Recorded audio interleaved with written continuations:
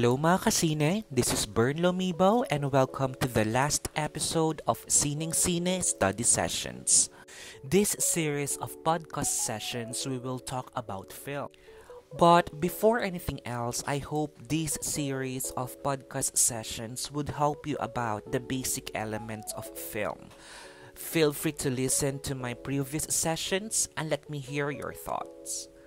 And for this last session, we are going to discuss some issues and difficulties of a filmmaker.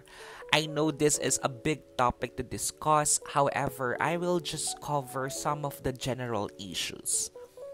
There are several challenges that a film producer or a filmmaker could have when he starts to have an idea of what to film.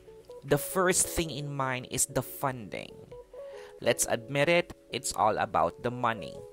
Many film producers go undiscovered because making films is just expensive, and producers do not easily come with the money to do their films. Some of them opt to cut the production team to overcome budget challenges. For example, the 2019 indie horror film Benny Loves You is virtually manned by one person: the director, the actor, and the producer Carl Holt, who also produced the music and edited the entire film due to low production budget. Still, other producers could get lucky as network companies sometimes look for fresh ideas and are willing to fund independent filmmakers to make their films a reality. One example of is Ari Aster, whose work on indie films like The Strange Thing About the Johnsons were picked up, leading him to create and direct some of the biggest horror films of 2010s.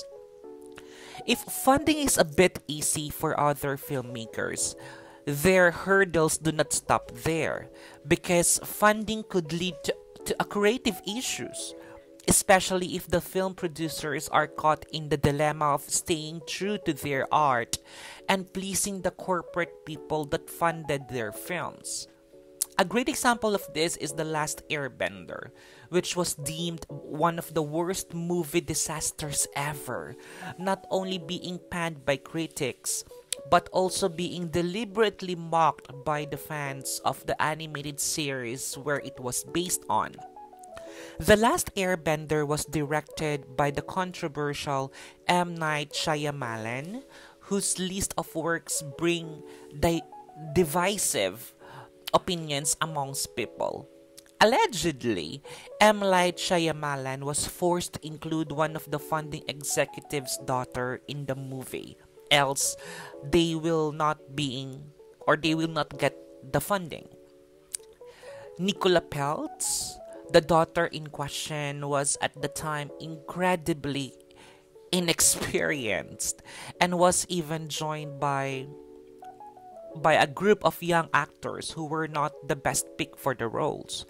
As the fans of this series have argued, this phenomenon also happens in a lot of Hollywood movies, in which producers have to adjust for the man in power's desires to keep their movie in one piece. One more instance is the dreaded 2016 Suicide Squad, which had a lot of executive reshuffles happening in the back end. And this last problem that I'm going to discuss is more of the legal issues. From using dead actors in films to portraying pedophilia in movies, people have always raised their hands in concern when producers want to incorporate questionable acts in their films. One example is the French film Cuties, which riled up many people when it was aired on Netflix. This film was about a conservative pre-teenager who joins a sexy dance troupe made of children her age.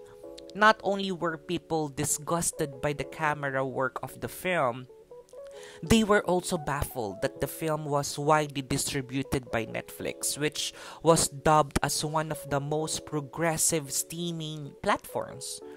Having Cuties, this film that was triggering to some as it romanticized peer pressure of sexual awakening in the platform caused outrage and even boycott of Netflix for a brief time.